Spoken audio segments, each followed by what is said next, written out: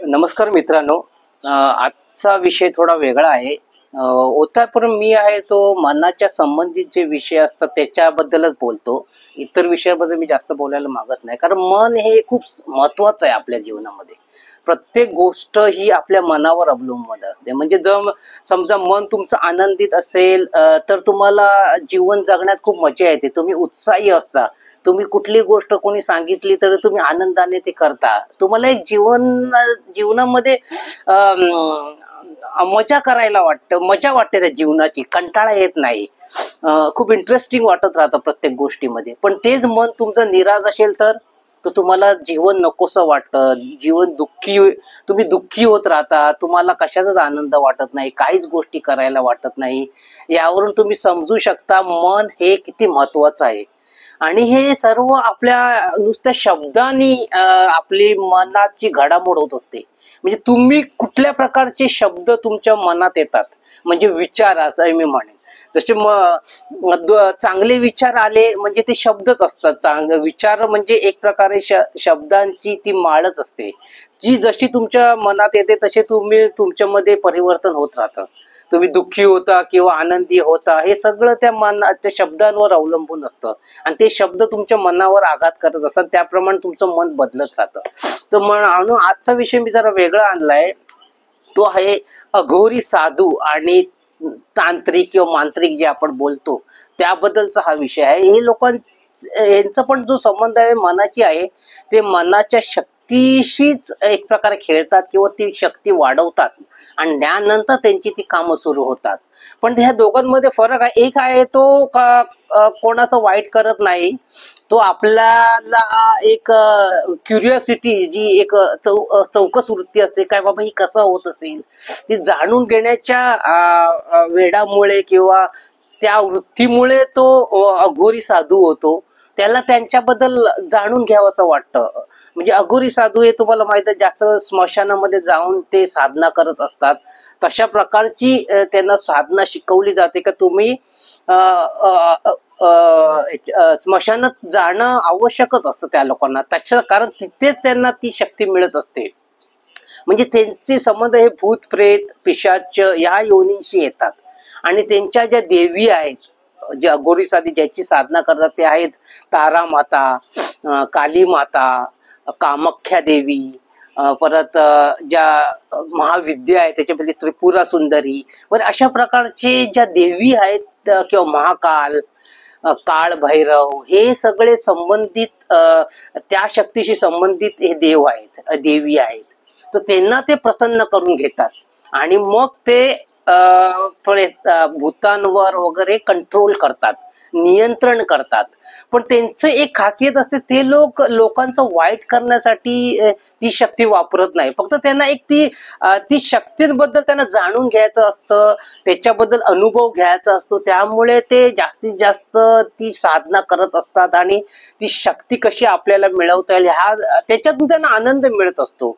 त्यांना त्या देवांचं दर्शन त्यांना पाहिजे असतं, त्यासाठी ते त्याची साधना करत असतात. ते लोकांचं कधी वाईट करत नाही. आणि तुम्ही ऐकलं असेल बऱ्याच वेळा असे लोक असतात, ही जे अघोरी लोक असतात, म्हणजे साधूंबद्दल मी बोलेन, तांत्रिकांमध्ये नंतर बोलेन. तर अघोरी साधू हे त्यांच्या आणि तांत्रिकांच्या साधना सारख्याच असतात. फक्त ते नंतर जे तांत्रिक असतात ते भरकटतात, ते दुसऱ्या लोकांचं वाईट करण्याच्या दृष्टीने त्यांचा कल होतो, त्यांना पैसा हवा असतो. पण साधू जे असतात, अघोरी साधू, ते तसल्या काही गोष्टी त्यांना आवडत नाही, लोकांना त्रास देणं त्यांना आवडत नाही. ते फक्त साधना करत राहतात आणि ती शक्ती मिळवून त्याच्यातून आनंद घेत असतात. मग त्यासाठी त्यांना स्मशानात राहावं लागतं. आणि तिथे त्यांचं असं असतं, एकदा स्मशानात गेल्यावर ते होतं, पण बाहेर कुठे खाण्यापिण्यासाठी जात नाही. त्यांना तिथेच राहून जे खायला मिळेल अशी वस्तू म्हणजे फक्त जे प्रेत असतं, जे जळून गेल्यानंतर ते त्याचं मांस खात असतात. पण होत आहे, पण त्यांचं असं असतं काय, ती फक्त त्यांचे गुरु सांगतात तेव्हा ते खातात.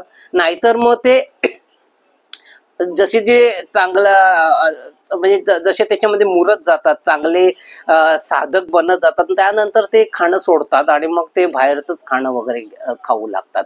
पण सुरुवातीला त्यांना ती एक साधना म्हणून खावं लागतं ते मांस. असं आहे. जसा म्हणजे आता आपण ते माणूस खाणार म्हणून त्यांना आपण वाईट म्हणतो, कारण मेलेला पण ते कोणाची हत्या करून खात नाही. जसे आपण कोंबडी किंवा बोकड किंवा जर बकरा ह्यांना मारून खातो, शेळ्या मेंढ्या ह्यांना मारून लोक खातात, बैल उंट यांना लोक मारून खातात, ते कोणाची हत्या करत नाही. ते फक्त माणूस जाळल्यानंतर त्याचं थोडस मांस खातात पोटासाठी म्हणून, किंवा ती एक त्यांची साधना असते म्हणून खातात. पण ते म्हणतात की आम्हाला आमचे गुरु सांगतात की तुम्ही कोणाची हत्या करायची नाहीये. त्यामुळे ते असं कोणाला मारून वगैरे खात नाही, किंवा म्हणजे कोंबडी मारून किंवा बकरा मारून असं काही खात नाही ते. परत ते सांगतात काय, त्यांचे गुरु असतात ते, कारण स्मशानामध्ये साधना करणं म्हणजे सोपी गोष्ट नसते. तिथे खूपच शांतता पण असते, आणि भूत प्रेत यांचा तिथे वावर असतो, पिशाच यांचा वावर असतो, आणि ते लोक त्यांच्यावर अटॅक करू शकतात कधीही, त्यांच्या शरीरामध्ये शिरून त्यांना खूप त्रास देऊ शकतात. म्हणून सुरुवातीला त्यांची जी साधना असते त्यावेळी त्यांना गुरु एक संरक्षण कवच देतो, म्हणजे त्यांच्या शरीराभोवती एक संरक्षण कवच असतं. त्या कवचामुळे ती जी अतृप्त आत्मे आहेत किंवा भूत आहेत, पिशाच आहेत, हे त्यांना त्रास देत नाहीत.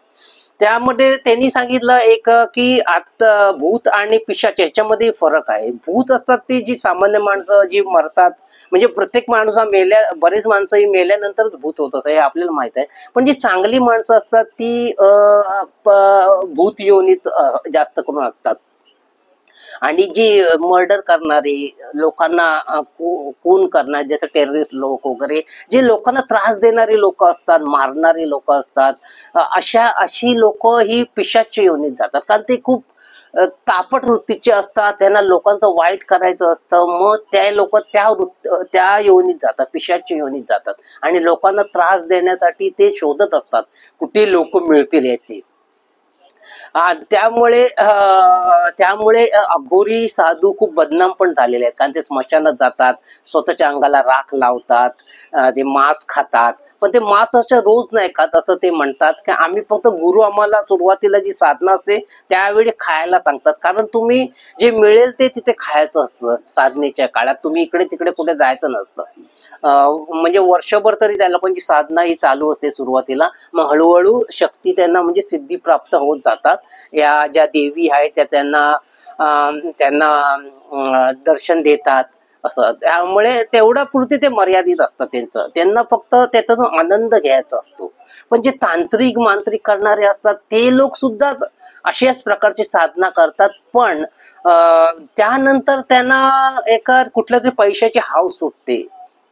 त्यांना पैसा हवा असतो, त्यांना लोकांना त्रास द्यायचा असतो. म्हणजे एखादा माणूस त्यांच्याकडे गेला तर मला माझा हा दुश्मन आहे तर ह्याच्यावर भूत सोडा, त्याला त्रास द्या. तेव्हा ते लोक मांत्रिक आहेत ते आपल्या स्वतःच्या शक्तीचा वापर करून तिथे भटकणाऱ्या कुठलाही अतृप्त आत्मा आहे त्याला पकडतात, नियंत्रणात आणतात, आणि त्याला सांगतात मी तुला जे हवं ते देईन, पण तू ह्या माणसाला जाऊन त्रास दे.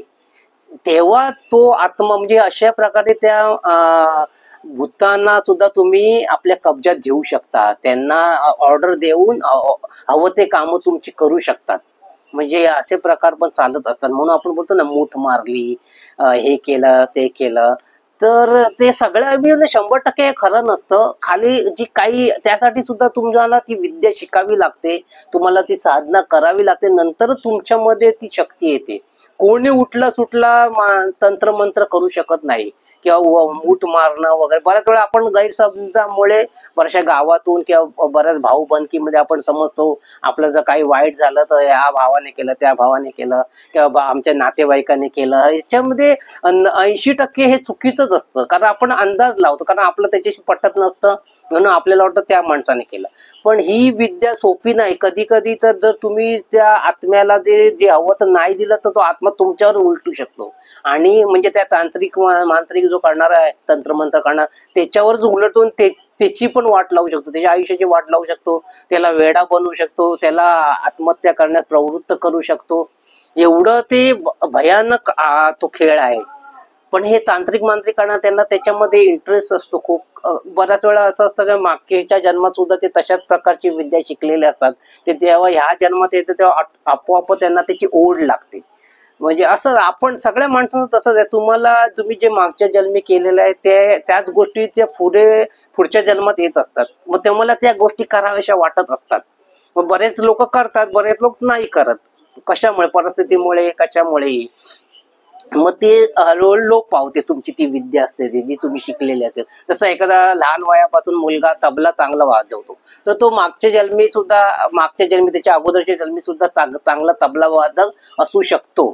त्यामुळे तुम्ही जसे तो मुलं लहान असताना त्याला ती आवड निर्माण होते, ते ऐकावं त्याला तबला वाटतो, वाजवू असं वाटतो. तसं अनेक विद्यांमध्ये. तर काही लोकांना वाचनामध्ये खूप रस असतो, अभ्यास करावा असं वाटतो. मग ते त्या मागच्या जन्मी तसे प्रोफेसर राहिले असतील किंवा वाचनाची आवड असणारा माणूस असेल. असं एक प्रकारची आपल्याला असं मी वाचलंय की आपल्याला मनुष्य योनीमध्ये 700 जन्म घ्यावे लागतात, त्यानंतर आपली मुक्ती होत असते. म्हणजे तुमचे हे जन्म चालूच असतात. तुम्ही आणि तुम्हाला स्वतःला प्युअर बनवायचं असतं, तुम्हाला तुमच्या आत्म्याला शुद्ध बनवायचं असतं. नाहीतर तुम्ही मग असे हा